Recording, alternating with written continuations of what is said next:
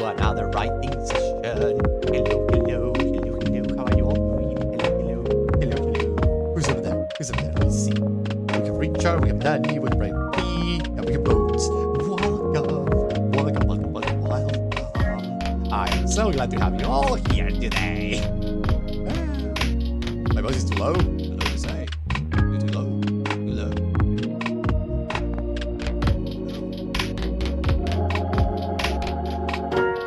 Oh, damn. Wow. There we go. Now it should be better. Now it should be better. What was voice jingle? It was so low. Now it should be better, right? There we go. That was better. That was better, isn't it? This is what usually happens when you do something like this. Like what I did yesterday. Now it's done, right?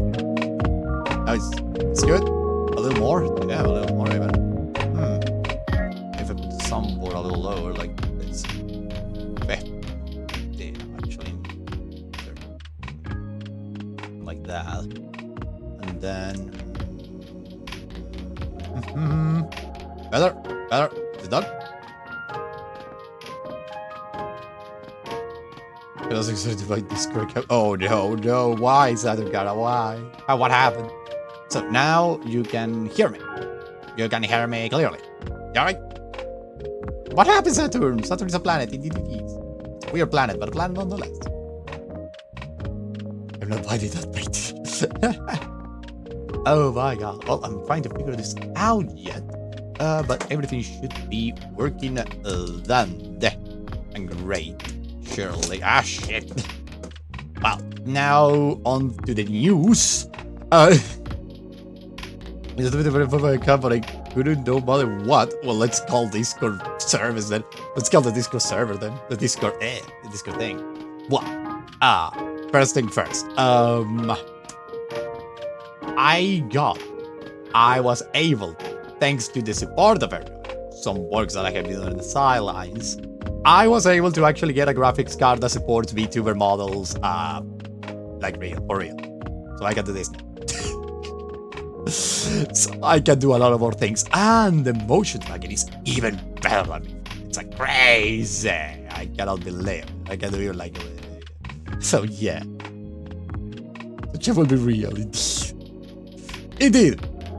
So I have brought a new graphics card, an Earth RTX, one of the new ones, so I can actually even start playing heavier games, even. So I can play games that are a little more heavy on graphics and being able to broadcast them.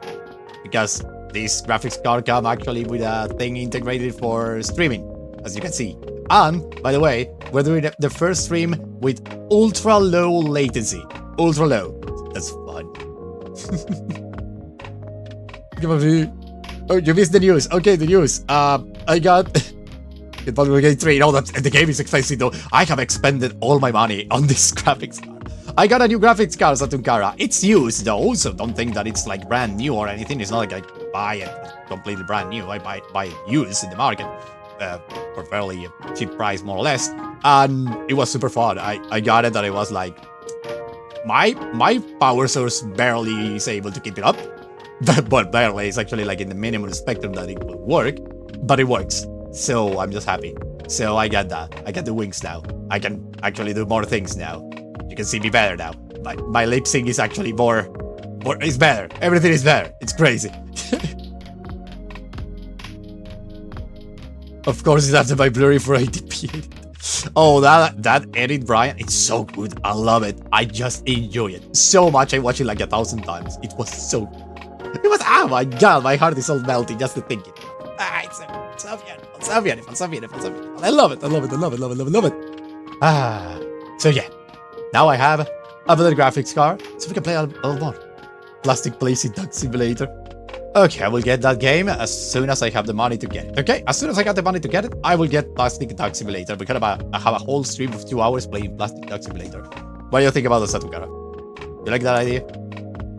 Actually, I think I can get it right now. I'm not sure. It's not that expensive. Let me see. Let me see. You want Plastic Duck Simulator, you will get Plastic Duck Simulator. But not with the DLC, though. DLC are off the market. I do not have that amount. Copy plug. Let me see how much it costs. Plastic Duck Simulator. I could sell a couple of aromas in the Steam workshop. That should be it. I only have the base game though. Looks really cute. So yeah, we could do the thing. Don't worry. We can do it. We can do it. Not now necessarily. Like I say, I'm gonna sell some stuff in the market and then we can do that. I'm still trying to figure out the thing of the Vtuber and the new graphics card. I have no idea how it works. I have no idea about a lot of things. It's brand new after all, brand new. You know, it's used. But the thing is, it's new for me. Okay, I'm trying to get used to it. Probably I'm gonna need to invest in better lighting for my face in the future too, because the light that I have is not the best. It actually runs out really quickly. I can give the game. Well, if you want to give the game, please do. I will love it. If you can, remember region blockage and all that shit you usually have. So one never knows. You will be able actually to say to give it. Who knows? I want to see the game myself. Great, I love it. Okay, but first come first. Ladies and gentlemen, today's subject of the day. The subject of the day. It is a horror story. Right. That's what we're gonna talk about today. That's what you all voted for. 3 out of 4, and this time we didn't tie. So we have horror stories. How to write them, okay. So, we have horror stories, okay?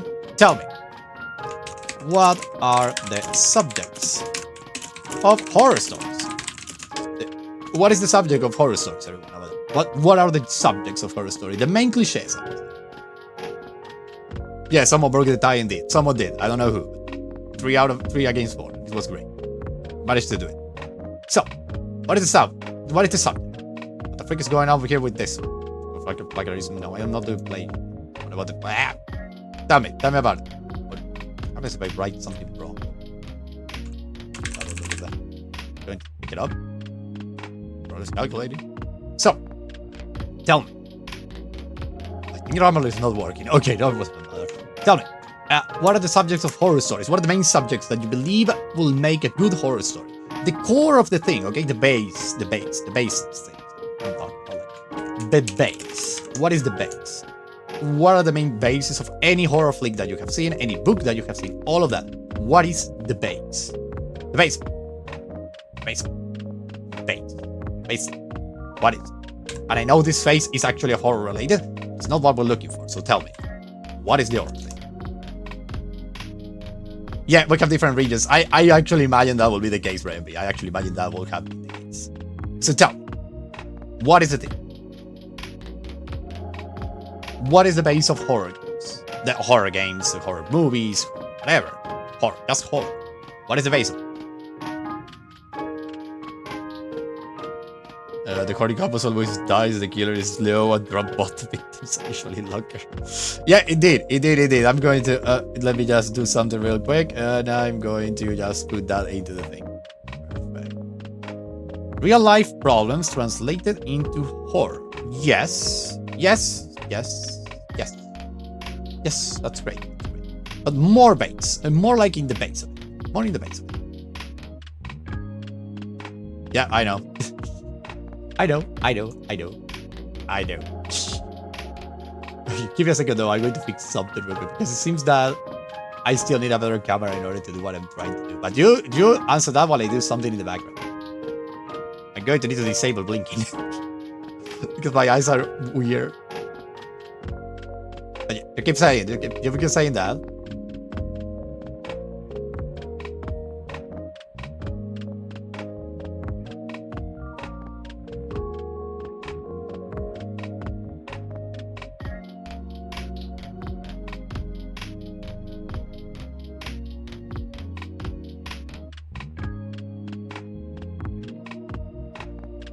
And I'm back here. Okay. Pin of shame. Oh, come on. Don't delete your message.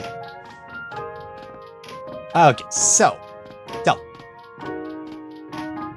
Oh, only one face is broken. Now, the thing is that I want the eyes to be open like this. People die. There we go.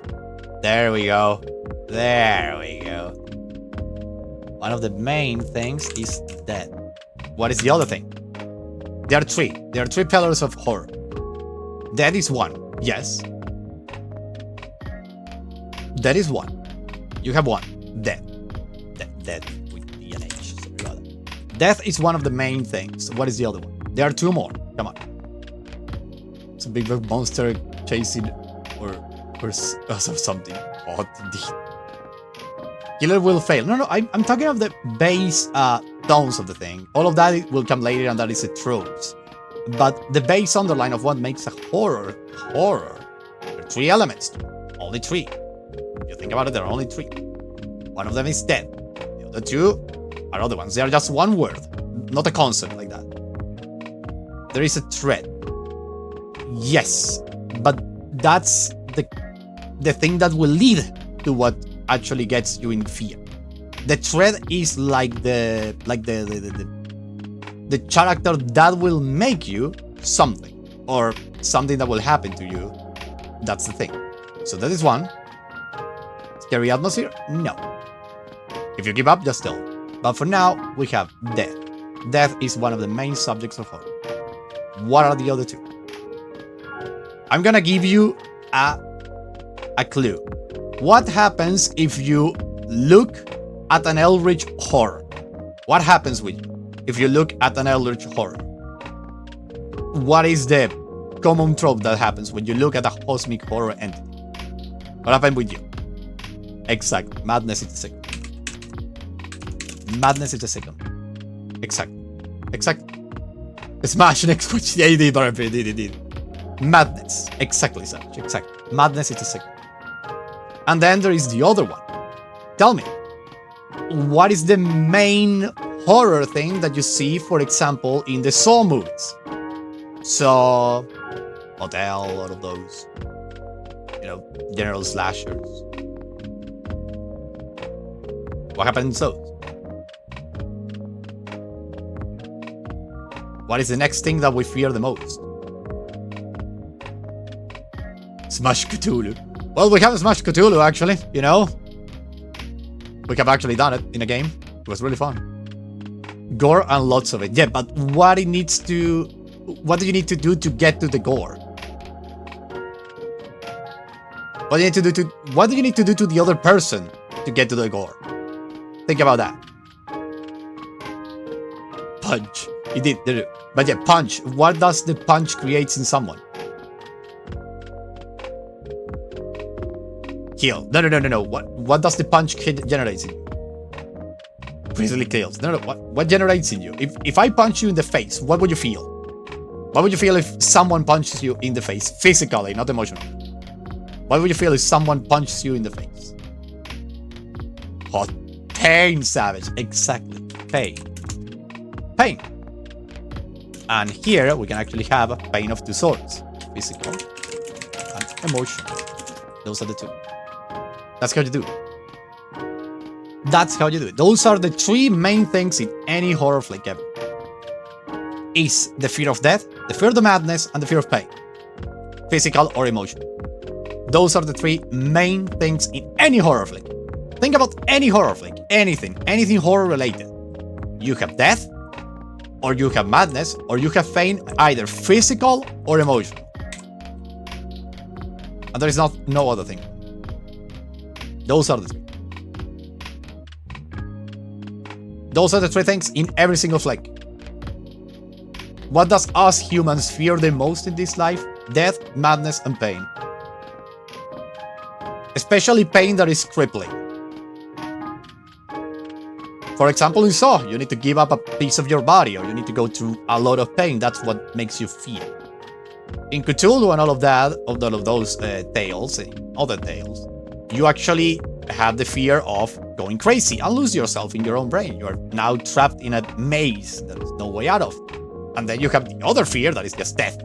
We don't know what comes after. We don't know if there's anything after. And if there is after, am I going to be in a good place or in a bad one? So we have 3 things that are true horror stories. Death, madness, and pain. Physical and emotional. And not only on ourselves, but inflicted on others as well. That's the thing about pain. There is no need to all the time be something that is inflicted upon you. For example, you can have a horror flick when you actually watch a loved one being turned to shreds. That's horror. That's horror in all its glory. It's a character looking at someone that they love. Got it. something like that. Those are the three pillars of all freaking fiction. Pain, physical and emotional. You have dystopias. You have people suffering emotionally because they cannot express themselves. You have pain emotional. So, you have someone that is torturing people. Pain physical. Cthulhu and company. You have madness. And then all the other ones with the killer, you have the death.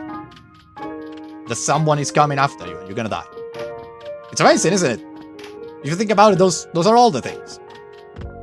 You are alone in space in Alien, death.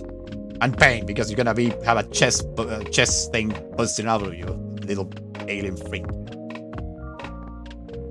You have Predator, well, you have fear of death. You have Stephen King, probably madness and pain. You have Saw and other movies that are like that, like called the torture P. Well, you have pain in all its glory. Those are the baselines. Enjoy this knowledge, because now you know how to write a horror movie, or a horror flick, or whatever you want. You need to have one of the three. It's either pain, madness, death, or a mix of the three, or a mix of two. You can do whatever you want. That's how you do a horror thing. Horror stories are that. So, and now we have the common tropes. The tropes of this one, okay? It's got a Predator ED probably. Not that one, but yeah. But no. For example, tropes that we have is basically this ones. Basically, man against nature. Right? You have a flake where you have someone in the woods and they are trying to survive and everything goes to hell. Then, you have the other one, the man against nature. You have then man against man. You have man against the unknown. Then you have man against himself. There you go. That's how you have, and those are the tropes, basically. Man against man against man, you can have all the slashers. Man against nature, you can have monsters or stuff like that. Nature being that. Man against the unknown, you have all the supernatural stuff, and man against yourself are those flicks where the character is like in a self-harm kind of thing. It's great. It's an amazing thing to think about horror and trying to like just dissect it. It's really cool. It's really, really cool. Now, let me do something though. I'm gonna reload this because really, this is not helping. This is not working. Ah, no. Why? Performance. Yeah, performance of what? My dude, come on, give me the thing. Give me the thing. Give me the things that I have suggested. There we go. Now it's working. Oh my god. I think I have to close it. I just need to do this. But basically, I'll just break like that. And let me say also, thank you very much, Grammarly. You took your sweet time for doing this. So, that's basically the tropes of horror flicks. Can you name me a movie, book, or whatever you have that is man against nature? Do you have any? Taking consideration that man is a broader aspect, it could actually mean anthropomorphic animals too, because it works. Man, basically, everything man. Here everything, but I'm not looking neither the stream nor the chat. Got it. Got it. Don't worry about it. Do not worry about it. The Martian. Yeah, indeed. Jesus, that man against nature is amazing. That one is incredible. Martian indeed. It's such a tale of like trying to overcome such a horrible thing. So, really, it's really a pocket to pick that in look. Nah, don't need it. I could say something out of pocket actually, but no, now. Good to it, my opinion, indeed. Doing fine in chat. Yeah, we are, Daddy. We are. So, now, Brian P, name me a movie of man against man. A horror-related movie. Man against man. Come on, do it. Then, Saturn Kara, get ready. I'm going to ask you then. After that, I'm going to ask you. So, come on. Man against man. Horror movie. Serial killers, all of that are actually man against man. Name one. You can do it. Wait, I'm gonna. Well, you're gonna look at the answer in the internet. I will not judge. I have enough battery here, so take this and put it. It's such an English name. Oh, that's actually kind of clever indeed. Sometimes the guys who do the translations butcher the names in the original language that are actually unrecognizable.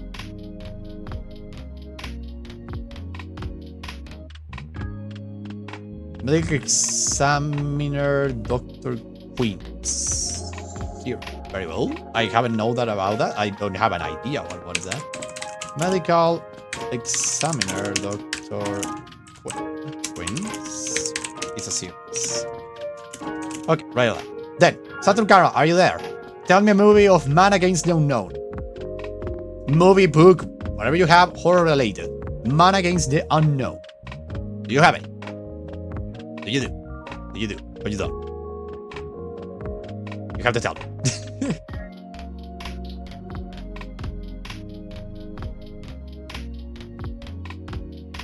Okay.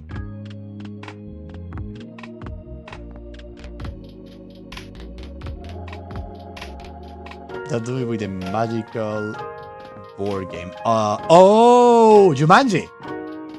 Jumanji indeed! Jumanji. I believe that's what it's written. I'm not sure. I think that was... Very well, very well, very well. And now... Yeah, indeed. And now, who else was it? Savage already contributed. Brian P has already contributed. Saturn Cara has already contributed. Well, let's ask Danny. I know they're hearing, so let's try to get them out of there. Or maybe Bones. Danny's probably is doing stuff, so...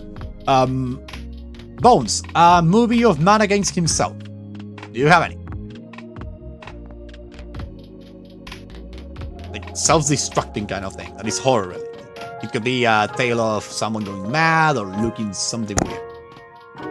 One of my favorite movies back when I didn't have the internet. Yeah, it did. Jumanji wasn't really good. And it was available on Airwaves. It was really good. It was really good. Airwaves, and public TV. At least in my part of the world, it was. It was really interesting indeed.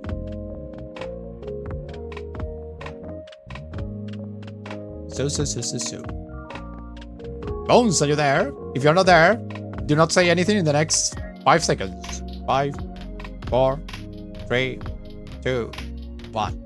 They're not here. So, Danny, are you there? Are you listening? I need a movie of man against himself. Shoot a movie, man against himself. Or movie, book, whatever you have. Actually will work. I have one in my head in case they don't respond in 10 seconds. But did you see the pattern right now? Horror movies are especially human-centric, all of them. It's like super human-centric. Actually, every single thing created is human-centric. This one is like those 3 pillars, death, madness, and pain, and then you have the rest.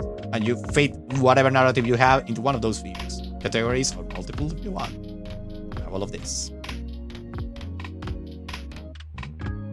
One of the harder things to pin down along with man versus himself is not very super supplementary to the other ones. Yep, look at the man or man versus the unknown. An example is the Shining. Indeed. The Shining is actually man against himself and also man against the unknown. I will say that one of man against himself will be a movie like... Oh, goddammit, I have it in the tip of my tongue and now it's gone. I have the perfect one, goddammit. I would say a man against himself. What was the movie called? God damn. Basically, any psychological thriller that you have seen is man against himself.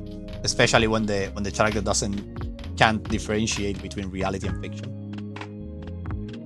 For example, what was the name of this one? God damn it, now everything is blank in my head. My brain has gone completely like boop. Boop. It just done like boop. God damn it. What was the name of it? Oh, I remember. I remember. Wait a minute. Oh my god, it's for Stephen King.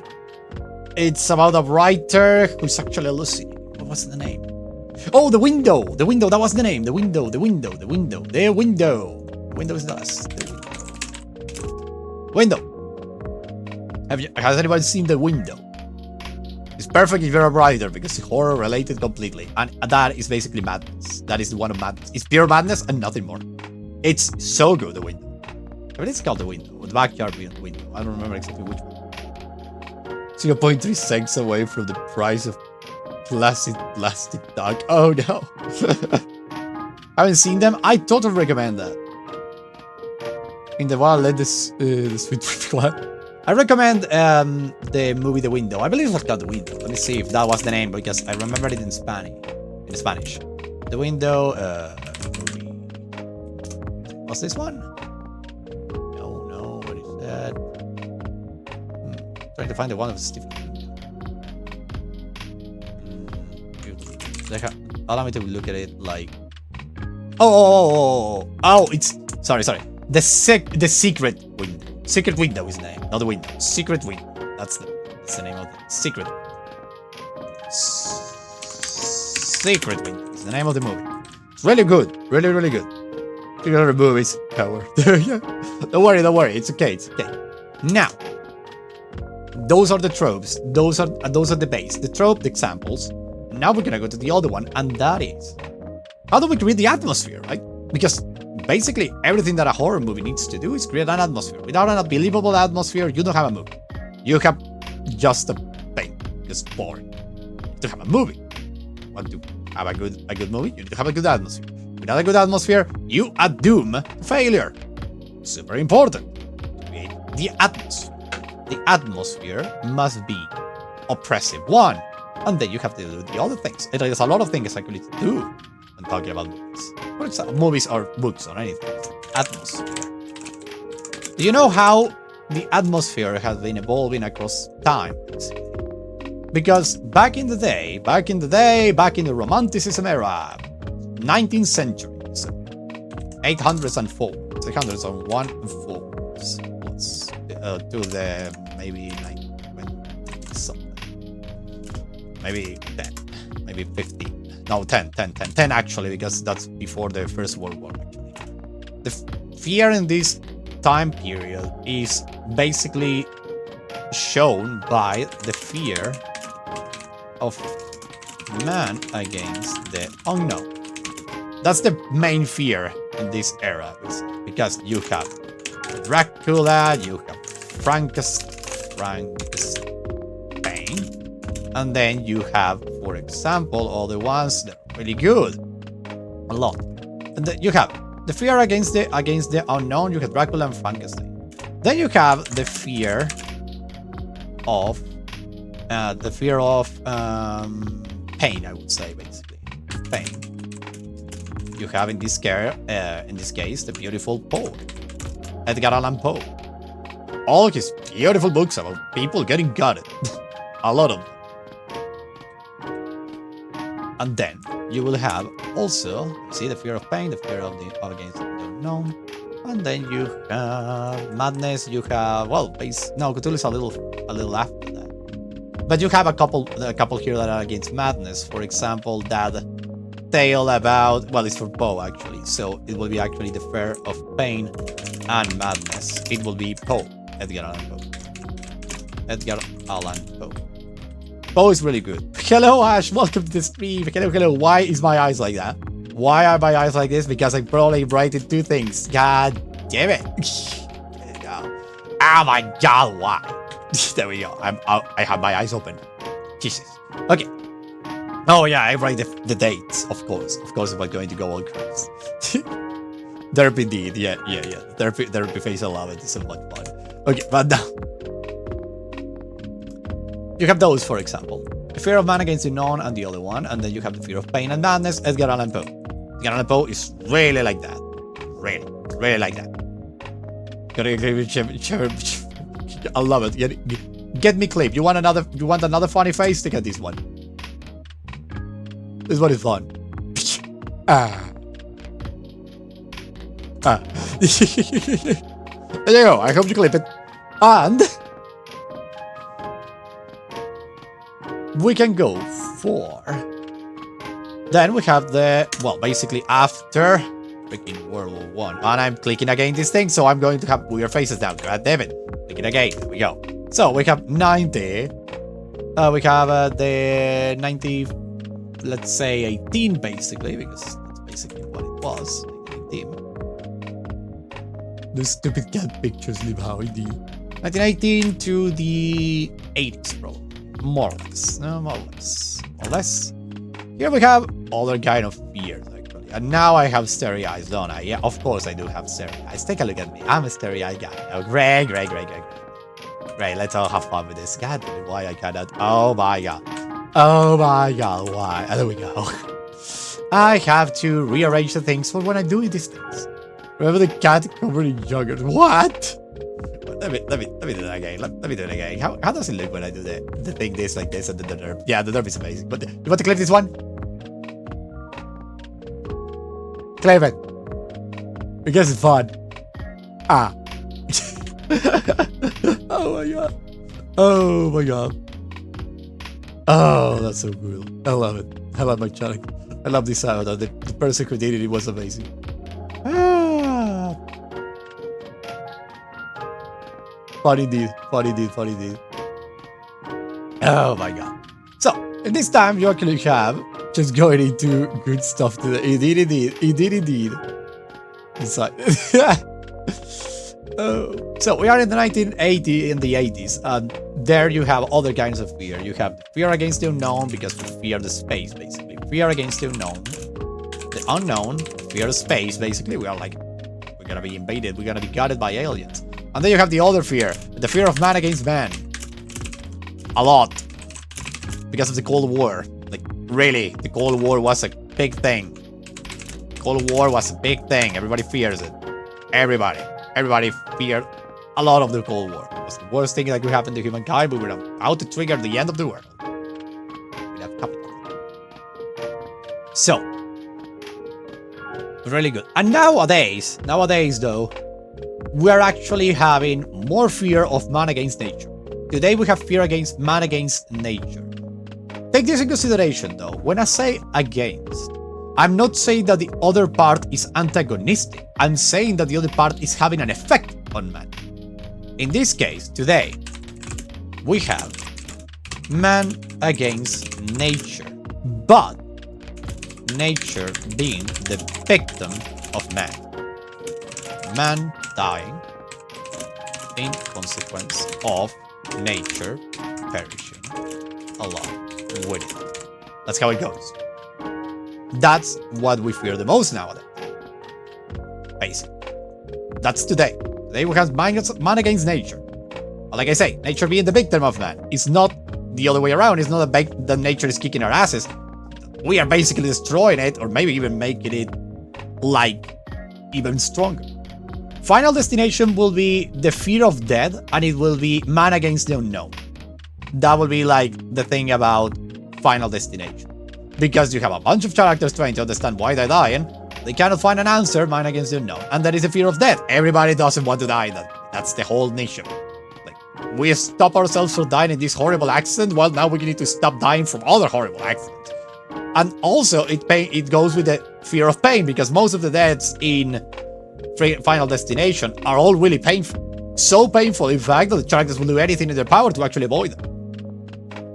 It's not like it's not a pleasant death, one would say. There is not such a thing as a pleasant death, but I will say that dying in a fire or by a stabbing or something like that, or electrocuted, is not a good way to go.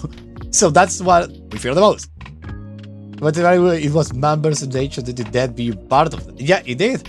Indeed, that's actually true too. It's like, you're right actually about that. But in that case, when you talk about nature, you don't have like a sort of predestination. Say. That will be my argument. My argument will be that in the case of Final Destination, because of the little to no amount of control the characters have on what is going to happen, you actually don't have nature in the mix. Because there are characters who try in the Final Destination to off themselves before time and they can't die. It's like freaking an unknown force is keeping them alive. You see, Final Destination, the one with the rally. Do you remember the rally? No, the NASCAR. The NASCAR accident. I don't remember which one was that. 5, 3, or I don't know. In that one, you have one of the characters that was about to die was the security guard. He tried to off himself multiple times, but he can't. And the characters go to his house and they all believe that they cheated death. But in the end, it was all because there was a guy who was supposed to die before him that was in the hospital. It was all basically the fight against the unknown. Will fear and hunger be considered man versus nature since the dungeons are basically natural for that world? It actually will be, because we need to see all of these tropes from our own perspective. It will be a mix, I would say, of man against nature, of a nature really screwed up in the head, and also man against the unknown, because those are not things that are currently present in our world. So I would say it's a mix of both. That will be a mix of both. For example, in the game that I play a long time ago, series on the channel, called what's the name? Sun, the photograph. Oh my god, what was the name of that one? Let me see. I have it over here in horror. Madison. There we go. I didn't even look it up. I just found it. Madison is basically fear about madness. That will be. So is it man versus the unknown? Probably yes. I haven't played Fear of Hunger yet, and I want to stream it. I know I need to download a special patch that actually censors a lot of stuff. I want to do it. I want to play Fear of Hunger, but in the future, not now necessarily. Like, far in the future, maybe. I'm not sure. Like, kind of a game that I like, kind of a game that I feel like, oh, but really cool indeed, the concept. So I would say basically that Fear and Hunger will be that. It's basically man's against the unknown. You know, cannot understand comics. That will be it, basically. Other thing that you can have horror related is, well, this is the thing now. It's like, we are now focusing on this one. Man against nature, and also man against himself. Because we really fear a lot of going crazy. Something that nowadays we fear a lot. Everybody fears the fact that maybe you will just go nuts. One day you wake up and suddenly you don't understand reality. Or you become a passenger in a brain that is no longer functioning as it should. So you actually start losing yourself in the process. There is nothing worse than saying that someone has schizophrenia, for example, or something like that. It's like, that's the moment when someone says, oh shit. Or some sort of deteriorating neurological disease that will actually render them a vegetable. That's actually another thing that we fear a lot. That is a mix between man's against nature, against himself, and against the unknown. Because you don't know what is going to happen to you when you die. It's a lot of things. It's death, pain, and madness. Combine the three, you have the freaking most horrible scenario you can imagine. Because this is the thing. Horror, ladies and gentlemen, horror is not monsters and jump scares. Or gods and blood. Or just plain suffering. It is the feeling that you are not safe, that you are not in control, that you are in something or someone else's hands. That's it. That's another thing of horror. That's the thing. That's the thing. That you're not in control. That's the basic premise of every horror film. You are not in control. You're actually the pawn of someone else's game. Is that the grimace shake? Yeah, I did. It was fun. I had to have a couple of months to recover from that because I don't know, producer stuff. Oh my god. I never actually tasted the grimace shake because it wasn't available on my account. Well, let's go back to the subject over here. But it was a really fun video, actually. I really enjoyed to make it. It was stupid. It was fun. So, this is basically horror. Horror, she was totally tripping. Indeed, it was. Horror is not monster jumping, or guts and blood, or just plain suffering. It's the feeling that you're not safe, that you are not in control, that you're in something or someone else's hands. That's the most important thing that you need to understand. If you want to create a horror, you need to put the character in a position where they have almost no power. Or they have some power, but they can't do anything with it. For example, Alien, they are all trapped in a ship with a cleaning machine that is just ripping them apart. What is the power of the characters on that? They only have a flamethrower that basically doesn't work. So they don't have actually control over the thing, and they know it, and they suffer from it. So, for example, you are trapped in a room with a freaking jigsaw created by a maniac, and you have to actually follow the rules if you want to survive. Or you are not in control, and you will suffer for it. You have Jason, for example. You have this unkillable machine that will just go after you all the time, and you cannot kill it. You are not in control. You have one of Cthulhu, you are not in control. If those beings awaken, you are not in control of their awakening, you are not in control of how they end, and you are not in control of what happens to you once you have encountered them. The SCP Foundation, for example, you are not in control. No one is. Not even the SCP Foundation is in control. They have the safe elements that they can keep unlocked sometimes, but then you have the Keter and the Euclid class, and that's another story. They are not in control. For example, the freaking blanket that is a ghost with a blanket over it, it's just incredibly horrifying. The fact that you cannot kill him and you want to aid it, it's the worst. It's just the worst, but it's such an amazing trope.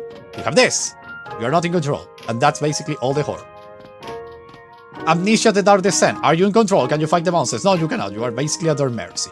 Then you have other games. Fear, for example. You are in control, yeah, you can shoot, but when the freaking girl appears, you're freaking screwed, and you're just scared of death. Because you're not in control. That being is unrelenting and powerful. That is why, in games, the less power you have to fight against the monster, the most terrifying it becomes. If you have little to no power to fight the monster, it's more terrifying. Because you're not in control. Amnesia: The Dark Descent was a hit. Why? You were not in control. You were not able to fight back. And anyway, you throw a chair at the monster, the thing just came right into it. Destroys. Wreck. That's the thing. You are not in control. You want to create a horror game, you're not in control. Or you are in some degree of control, but you don't have the bigger picture. You are like always under. Over there. Yeah, I can kill a monster. Yeah, but the rest of the things are going to still develop and I'm going to be destroyed. That's the fun of horror. Super fun indeed. For example, you have this book of Edgar Allan Poe. I don't remember what was the name. Let me look it up. It was really fricked in the head. It was really good indeed. It was a book that I read and I was like, Jesus Christ. Edgar Allan Poe and the short tale. What was what's it? Berenice. There we go. Berenice. Jesus Christ, have you ever read Berenice? Berenice is so unhinged. It's so good. Indeed, that one of Edgar Allan Poe. It's just a tale that you start reading and you start to understand what happens at the end. And when you reach the end, you are like, Jesus Christ, why? And you realize nobody was in control there. Not Berenice, not the main character. They were all part of their own impulses. Especially the main character was like completely off of his head. Couldn't control himself. Like he makes such a big mistake that it's like, Jesus Christ. You want to... Let me see. How many pages were the Barons? Let me see. Because I think I can read. Let me see. Do you want me to read Berenice for you? It's a really old book. I can totally do it. Do you want me to read Berenice? A book about madness and death. And obviously, man against himself. It's... Jesus Christ, it's good. It's really good. Published in 1835 as a maritime. Let's go. This one is great. Berenice by Edgar Allan Poe, published in 1835. See? 35, like I say, 801 and forward until the 40, the First and Second World War, you have one. You have the other ones. So, let's go. Misery's manifold... Oh, wait a minute. If I'm going to put that, I'm going to do a good soundboard. No, we're not going to use this. We're going to use actually something horror related. Let me see. I think I have one over here. Yeah, indeed, this one is much. Perfect. Horror. Horror, ladies and gentlemen. Let me give you a beautiful example of how horror is written by a class. Berenice by Edgar Allan Poe. Misery's manifold. The wretchedness of earth is multiform. Overreaching the wide horizon as the rainbow, its hues are as various as the hues that are. As distinct too, yet as intimately blended. Overreaching the wide horizon as the rainbow. How is it that from beauty I have derived a type of unloveliness? From the covenant of peace I assimil sorrow. But as in ethics, evil is a consequence of good. So, in fact, out of joy is sorrow born. Either the memory of past bliss is the anguish of today, or the agonies which are have their origin in the ecstasies which might have been. My baptismal name is Aegaeus. That of my family I will not mention. Yet there are no towers in the land more time-honored than my gloomy grey hereditary halls. Our line has been called a race of visionaries, and in many striking particulars in the characters of the family mansion, in the frescoes of the chief saloon, in the tapestry of the dormitories, in the chiseling of some buttresses in the harmony. But more especially in the gallery of antique paintings, in the fashion of the library chamber, and lastly, in the very peculiar nature of the library's contents, there is more than sufficient evidence to warrant the belief. You love this. You can feel the character already, the aristocratic elite, talking about themselves. It's great. You can feel it. You can feel this era of Victorian era of this like aristocratic feeling of entitlement, of, you know, we're better than you, are hereditary, we already did everything. Yeah, that emoji is amazing. You have all of that. And then we continue. The recollections of my earliest years are connected with the chamber and with its volumes, of which later I will say no more. Here died my mother, herein was I born. But it is mere idleness to say that I had not lived before, that the soul had no previous existence. You deny it. Let us not argue the matter. Convince myself I seek not to convince. There is, however, a remembrance of aerial form, of spiritual and meaning eyes, of sounds, music yet sad, a remembrance which will not be excluded, a memory like a shadow, vague, variable, indefinite, unsteady, and like a shadow too, in the impossibility of me getting rid of it while the sunlight of my reason shall exist. In that chamber was I born, thus awakening from the long night of what seemed, but was not, non-entity, at once into the very regions of fairyland, into a palace of imagination, into the wild dominions of monastic, through an erudition. It is not singular that I gaze around me with a startled and ardent eye, that I loitered away my boyhood in books, and dissipated my youth in reverie. But it is singular that as years roll away and the noon of manhood found me still in the mansion of my fathers, it is wonderful what stagnation there fell upon the spring of my life. Wonderful how total an inversion took place in the character of my commonest thoughts. The relatives of the world affected me as visions, and as visions only, while the wild ideas of the land of dreams became, in turn, not the material of my everyday existence, but in very deed that existence utterly and solely in itself. Wait, it's long actually now that I look at it. So, I will give you actually the resume because I realize it's a little bit more longer than I anticipated. But it's really good. Actually, you want to read it? I will actually give it, but this is the gist of this. This character actually falls in love. Okay, falls in love with the smile of a lady. Okay. He just falls in love, totally in love. The perfect deed of Berenice. The most beautiful lady he has ever seen. Let me see if I can find that special part of it.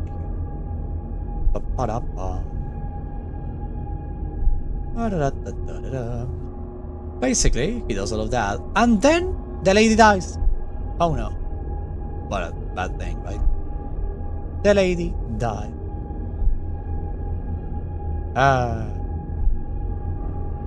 The lady dies. And what does the man do to basically do something? Well, let me read you the end. Remember, he loved Lady Steve. After, basically, and the evening closed in upon the task, and then the darkness came, and tarried and went, and the day again down, and the midst of a second night were now gathering around, and still I sat motionless in that solitary room, and still I sat buried in meditation, and still the phantasma of the teeth maintained its terrible ascendancy as, with the most vivid, hideous distinctness, it floated about amid the changing lights and shadows of the chamber. At length there broke in upon my dream a cry as of horror and dismay, and thereon too, after a pause, succeeded the sound of troubled voices, intermingled with many low moanings of sorrow or of pain. I arose from my seat and, throwing open one of the doors of the library, saw standing out in the antechamber a servant maiden, all in tears, who told me that Berenice was no more. She had been seized with epilepsy in the early morning, and now, as the closing in of the night, the grave was ready for its tenant, and all the preparations for the burial were completed. I found myself sitting in my library, and again sitting there alone. I seemed that I have newly awakened from a confused and exciting dream. This is a perversion of depression, you will see. An exciting dream. I knew that it was now midnight, and I was well aware that since the setting of the sun, Berenice had been interred. But of that dreary period which intervened, I have no positive, at least no definite comprehension. Yet its memory was replete with horror. Horror more horrible from being vague, and terror more terrible for ambiguity. It was a fearful page in the record my existence, written all over with dim and hideous and unintelligible recollections. I strived to decipher them, but in vain, while ever and anon, like the spirit of a departed sound, the shrill and piercing shriek of a female voice seemed to be ringing in my ears. I had done a deed. What was it? I asked myself the question aloud. The whispering echoes of the chamber answered me. What was it? On the table beside me burned a lamp, and near it lay a little box. It was of no remarkable character, and I had seen it frequently before, for it was the property of the family's decision. But how came it there, on my table? Why did I shudder in regarding it? These things were in no manner to be accounted for, and my eyes at length dropped to the open pages of a book, and to a sentence underscored therein. The words were the singular but simple ones of the poet ENvtubers. I can't read what the poet said because it's in freaking Latin, but I will say. Dicebant mihi sodales si sepulchrum amedi visitarem, curas meas aliquantulum fore levatas. Why then, as I pursue them, did the hairs of my head erect themselves on end, and the blood of my body become congealed in my veins? Then came a light tap at the library's door, and pale as the tenant of the tomb, a maiden entered upon tiptoe. His looks were wild with terror, and he spoke to me in a voice tremulous, husky, and very low. What say he? Some broken sentences I hear. He told a wild cry disturbing the silence of the night, of the gathering together of the household, of a search in the direction of the sound, and then his tones grew truly distinct as he whispered me of a violated grave, of a disfigured body enshrouded, yet still breathing, still palpitating, still alive. He pointed to garments. They were muddy and clothed with gore. I spoke not, and he took me gently by the hand. It was intended with the impress of human nails. He directed my attention to some object against the wall. I looked at it for some minutes. It was a spade. With a shriek I bounded to the table and grasped the box that lay upon it. But I could not force it open, and in my tremor it slipped from my hands, and fell heavily and burst into pieces. And from it, with a rattling sound, there rolled out some instrument of dental surgery, intermingled with 32 small, white, and ivory-looking substances that was scattered to and fro about the floor. Madness, ladies and gentlemen. This character is riddled with madness, so much so that when his wife died, he went to the tomb to take out the teeth, but in a trance. He wasn't the pilot. The wife was still alive though. He was catatonic, not dead. Everybody thought he was dead, but she wasn't. That was something common in that era. And thus, he began to pull out her teeth, and she woke up, and she defended herself. But the guy was not himself. He just kept pulling and pulling the teeth, one by one, until his deed was done. And he came back to his favorite place in the world, his library, in his family's home. What a great story indeed, isn't it? A tale of love, obsession, pain, death, madness, all what makes a great horror story. Berenice is the name. If you want to read it whole, you can look it up in the internet. It's basically Creative Commons. So that is the story that you can use actually to see if your tale is horror or not. Because this one is the best example I have. It's so good, in fact. I love it so much. It's totally horror. And that's what it is. And you have the whole atmosphere. Remember, the atmosphere is super important in a horror book.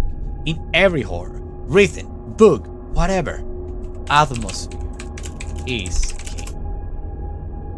Atmosphere is king. And control is the emperor. And fear is the army. Is the castle. That's how you do it. That's how you do it. That's how you create a horror story. That's how you do it, and that's how you should do it. As always, this document will be available via the Discord server. If I'm not mistaken, I will have there is a Discord pin out, I don't remember where, but I have a drive where every single lecture of this is actually everything that we've written is actually there for everyone to grab if they want. Remember to do citations if you cite my words. So, this is horror. Any questions you have, any ideas, anything that you want to discuss here, please let me know now before we go and play some Crusader Kings and test this bad boy of a new graphics card that I have out for a spin. Poetic, indeed it is. We're gonna take this beautiful graphics card out for a spin and we're gonna see how it works in a, in a beautiful, super important kind of game. Kind of heavy, kind of not that heavy. We'll see how it goes. So, ladies and gentlemen, tell me whatever questions you have. Tell me everything. I could share a document. Do if you want. Do you have a document over there? Do you want me to share it, or do you want me to read it just all to myself? Do as you want. Send it via Discord, please. Because, why is the big... Okay, you want to know why it has it about the protagonist? It's either for one or two reasons. One of those, the big killer, okay? The big killer, I will say it. The big killer is either behind the protagonist for three things.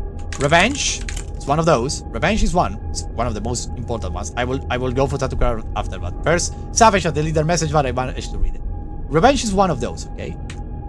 And when it's the big killer, if you think about it, because you say it at the beginning, horror is about horny teenagers getting gutted, right? It's revenge and moral imposition. Not only moral imposition. So not only revenge and moral imposition, because moral imposition is really important. The horny characters die first or they die a horrible death. Always.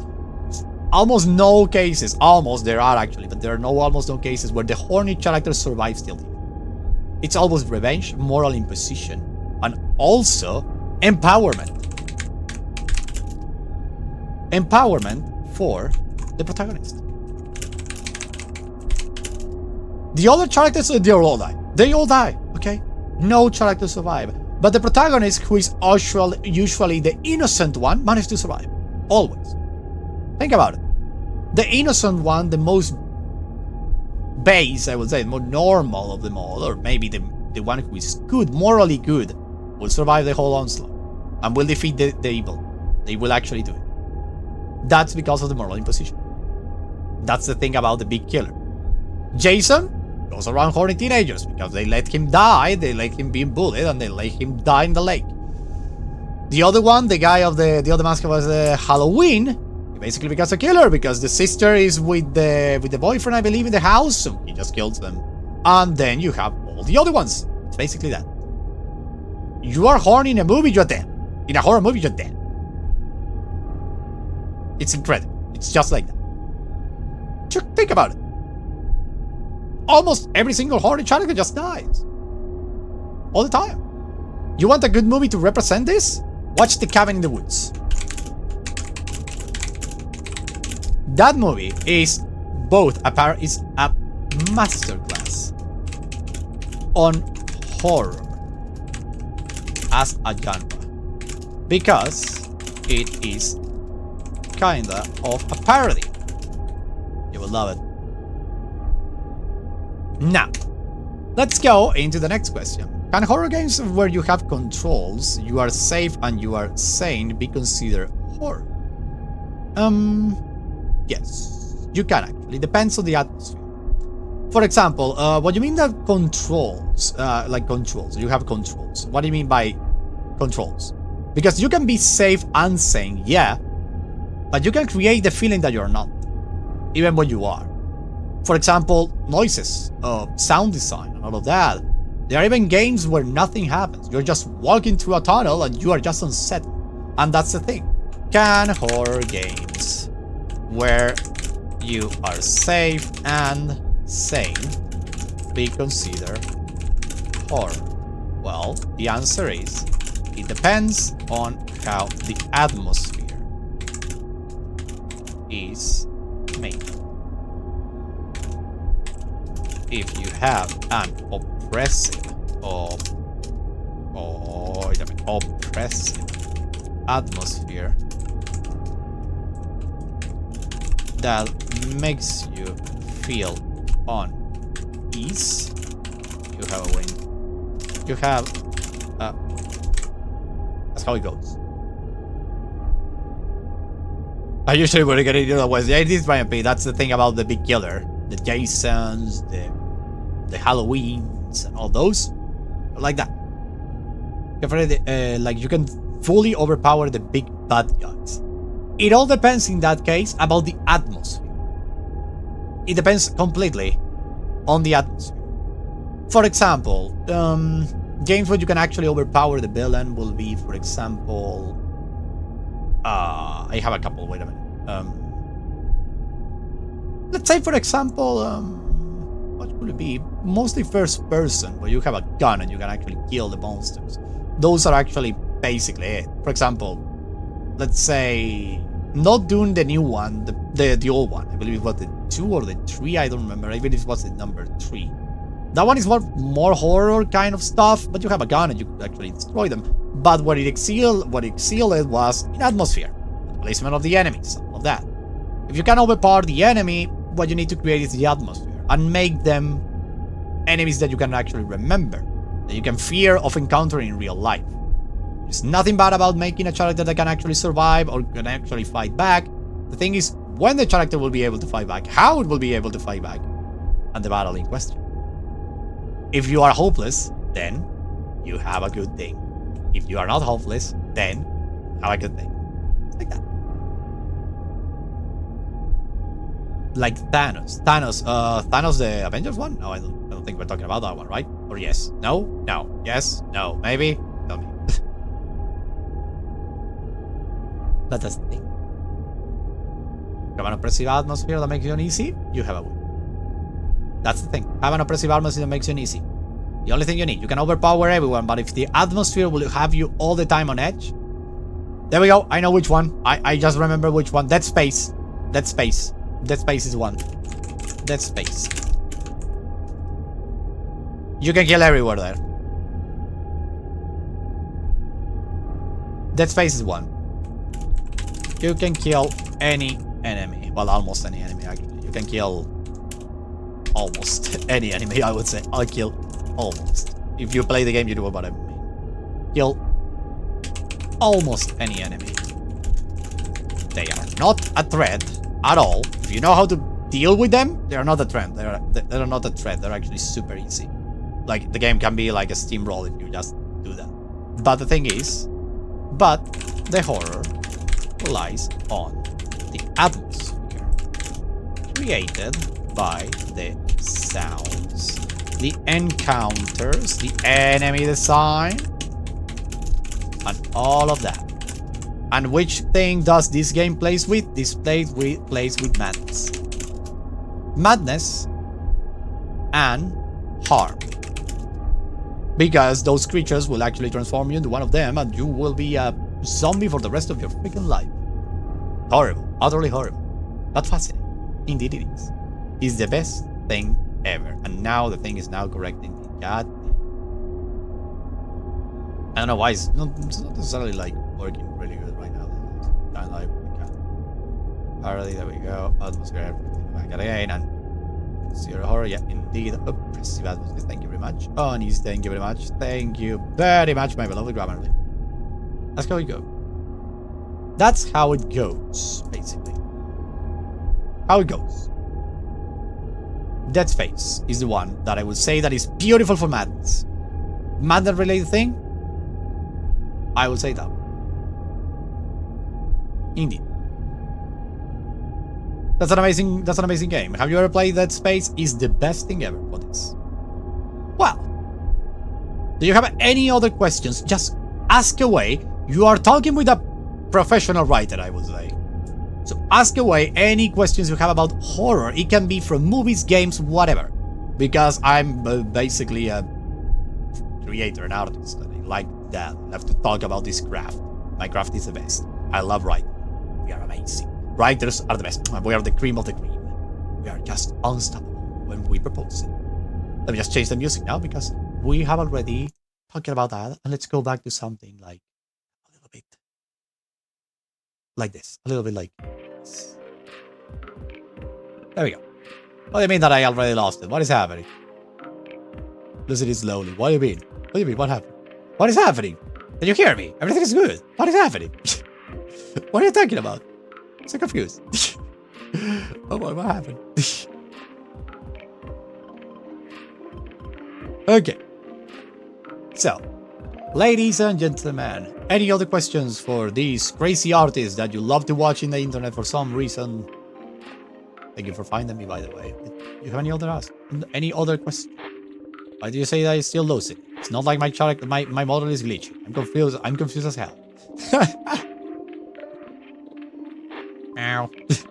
Oh no, Daddy has started. No, not the cat. Oh no. Let me do that then. Yep, we're gonna do it. But why not? Why not? Let me just. I will change this in a second. Give it. Time to do that change, it seems. Let's do it then.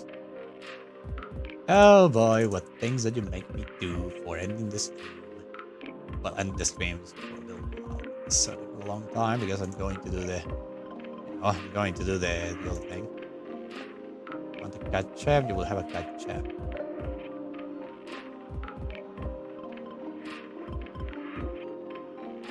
So, what? One down, and then you will love it. I know you will. Ah, yay. There we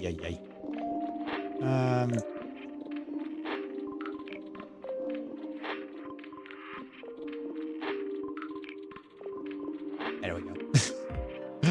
Why am I doing this? Why? I don't understand, but we are doing this.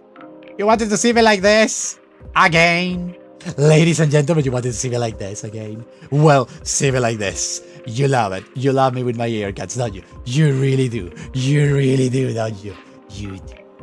You enjoy it. You love me when I'm like this. You love me when I'm like a crazy little cat. Don't you? Yes, you do. You actually. You have fun. And I have fun too. Yes. Yes. Yeah. Yeah. Nay, my God. They're done. Yeah. Yeah. Oh my. You want to hear me even more interesting? You want to hear me like maybe a certain radio demon that's going around in all the places. This one is super funny. I don't really love when you're talking like this and you keep talking like this because everything goes to hell really good. And it's really fun to use this voice. Well, what am I gonna do? Buzz. The radio demon is back in town. I love it. Love it. So, what a great thing is the voice box. Just great. So, ladies and gentlemen, any other question, any other request, any other whatever that you have,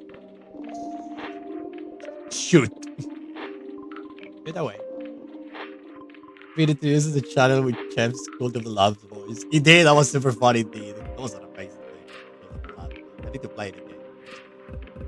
Play a scary game. I don't think I have one right now. I want to actually play a little bit of settings to test out the Bill Cipher. No, Bill Cipher will be this one though. You want Bill Cipher? Let me show you. This one is Bill Cipher. This one is Bill Cipher. Here you have it. There you have the Bill Cipher voice. There you go. Super fun indeed. There's the Bill Cipher. It's really interesting. But it sounds really, really good. I love it. Especially if you go for this option, it's really, really cool. And then you have this other option that is like a really, really, really freaking. I love it. Really cool. It's a beautiful voice. I enjoy it a lot. Everybody's just, we have become cats. We are just cats. There's no problem. I love it. You play based on Bill. Well, I actually based on myself, I will say. Like, yeah, the art is actually based all on myself. But they put the little features that they found, like, represent my whole persona. And one of those is the demon. Oh my god, we are all cats now. Oh no. Oh no, we are all cats now. Well, what are we doing? We're cats today, and now I'm back to normal. And I'm a sweet chevalier again. And I'm not going to be evil anymore. I'm not gonna be evil. I'm just gonna be a little sweet cat. You'll have this face on you. Clip it if you want.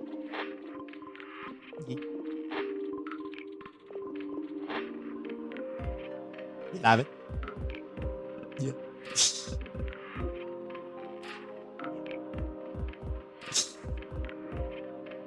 And now I will change. Back to this one. Also, I have these other fights like. Ah.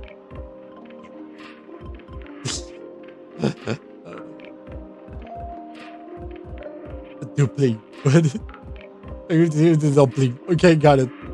Here's play all the fun for the games to stream eventually. Probably will. Definitely. Far from. I'm not a fan of games that I have already actually watched other people play. That case, I'm like, what am I doing again? I already know every single mechanic. Why would I do it?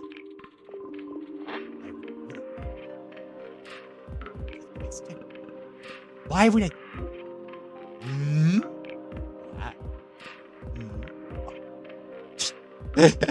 Oh, the combination is I can also be angry. Look at it.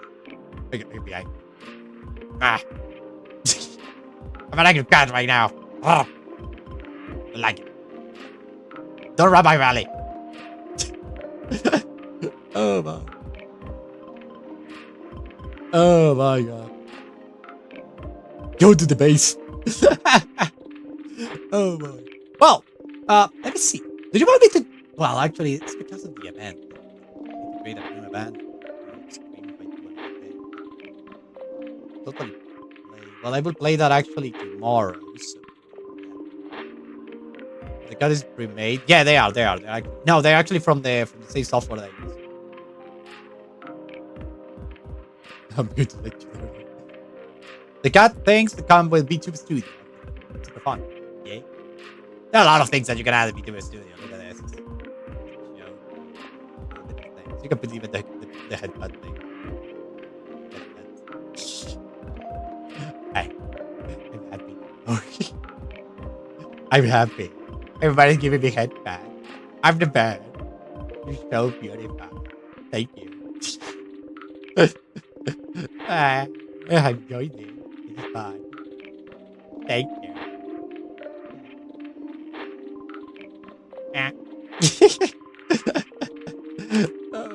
Let me get rid of this hand. Oh, that's me.